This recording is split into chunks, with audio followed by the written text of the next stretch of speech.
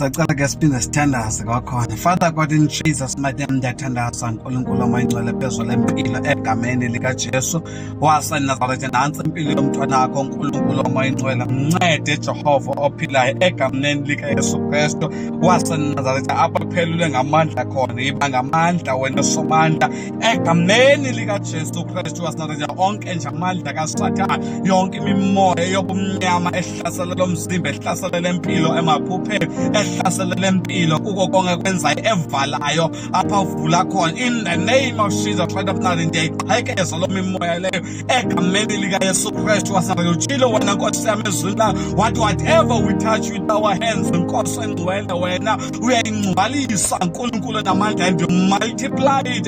Ndiyathandaza ke Nkosi uJesu, I pray for multiplication Nkulunkulu namandla onke yakho konke okulungileyo kwakho phezulu lomzimba egameni likaYesu Kristu waseNazaretha. Icebo lakho wena Sathane sengiyalichitha ndiyalidestroya right now in the mighty wonderful name of Jesus Christ of Nazareth. Ndiyathandaza ke Nkulunkulu omayingcwele ngoba wena nguThixo ongohluleki, nguThixo onganqatshelwa nto. Nkulunkulu wami namandla, izwi lakho lithi ayikho nanye into impossible kuwe Jehova wemikhosi egameni likaYesu Kristu. Nisho nalona Nkosi yami osekeke phelele ngamandla okuphula igama lakho, amandla okukhonza wena Baba wethu oyingcwele, wabuyisa lawo mandla egameni likaYesu Kristu waseNazaretha. Inamandla obumnyama ebe umthandazo kule mpilo egameni likaYesu Kristu. I cast you out right now in the name of Jesus Christ of Nazareth. I cast every demon and every power of the enemy egameni likaJesu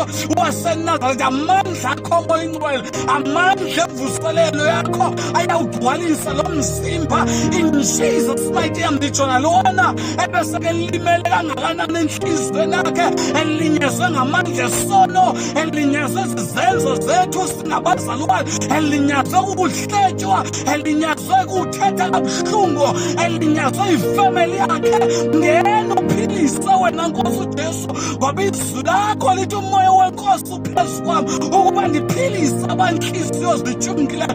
Wena uyabaphilisa Nkosi yami abanhliziyo zaphukileyo. Philisa ke nalena mpilo, ziselo mhla wenkululeko phezu kwalona ubomi egameni likaJesu. Amehlo amfama yavuleka kwamoya nasenyameni.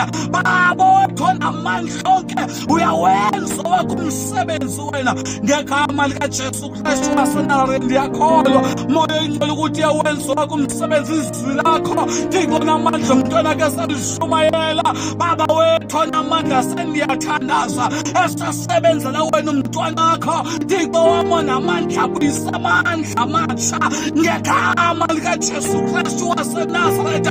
Buyisa intshisakalo Thixo wami namandla, ulishumayela izwi lakho. Buyisa intshisakalo yokwenza injongo necebo nentando yakho egameni likaJesu Kristu waseNazaretha. Kubuye konke obesekubiwe ngumtyholi egameni likaYesu Kristu waseNazaretha. Zibonakalise ke simakade in our time and in our generation, oh God, egameni likaYesu Kristu waseNazaretha. Awuvuse Nkulunkulu namandla abantu bentshisakalo, abantu bezwi lakho, abantu becebo lakho simakade sezulu. Vusa lowana, vusana lowana, vusana lowana egameni likaJesu Kristu waseNazaretha.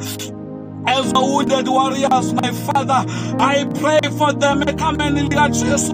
Abanqolekileyo endleleni, Thixo wami namandla onke, ngiyathandaza Nkosi yami engcwele, akubanyanga ubaphilise, uphinde ubanikeze amandla egameni likaYesu Kristu waseNazaretha. Balimele emsebenzini wakho, balimele ekhonseni wena Thixo wami namandla. Ngiyathandaza amandla amatsha Nkosi engcwele ngale gama likaYesu Kristu waseNazaretha. Zinqine somandla zibonakalise, lisashunyela izwi lakho kwindawo ngendawo. Touch inhliziyo zabantu bakho Nkulunkulu omayingcwele. In Jesus mighty name I pray, Father God, egameni likaJesu waseNazaretha. Nitsho nalona ogulayo Baba wethu namandla, ndithethe imphiliso ngokukuye in the name of Jesus Christ of Nazareth. Wena ogulayo ndithethe ukuphila kuwe ngo, ndithethe ukomi kuwe ngo, in Jesus mighty name. wena kufa nawe zifondini awubelongi kulo mzimba. I cast you out right now in the name of Jesus Christ of Nazareth. Phuma nengqambu yakho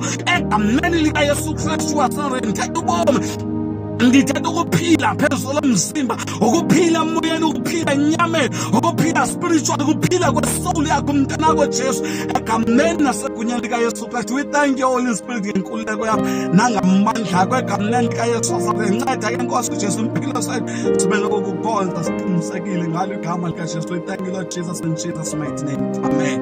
Bekubekile nje bazalwane ukuthi makenenze lo mthandazo. I believe ukuthi usebenzele enhlizweni yakho yomelela, qhubeke kunokumkhonza uYesu kusekude basibeka khona. Ayiko amen. Esilindiwe ekhaya esuleni ungapheli amandla, qhubekeka, press on, pusha egameni likaJesu Kristu nabamandla sekuphele kangakanani na, kodwa ke alahlwe ithemba. Sisaphila kulo mhlaba nje lisekhona ithemba sisaphila kulo mhlaba nje. It means uThixo usenenjongo, usenecebo ngempilo yakho egameni likaYesu Kristu. Be blessed ke in Jesus mighty name. Simkhonzeni uThixo singabuyi emva. Nawe uqhubekeke nokuya enkonzweni egameni likaJesu. Singahoyi bantu, uqhubekeke nokufuna uThixo egameni likaJesu. We thank you Lord in Jesus name. Amen. Nathi number yami ke ungandifonela xa ufuna umthandazo sokwenza, xa ufuna umthandazo kuyo kanye le ndawo ufuna ukucebisa kuyo. Ndiwilling ukuthi ndikucebise. God bless you. Amen.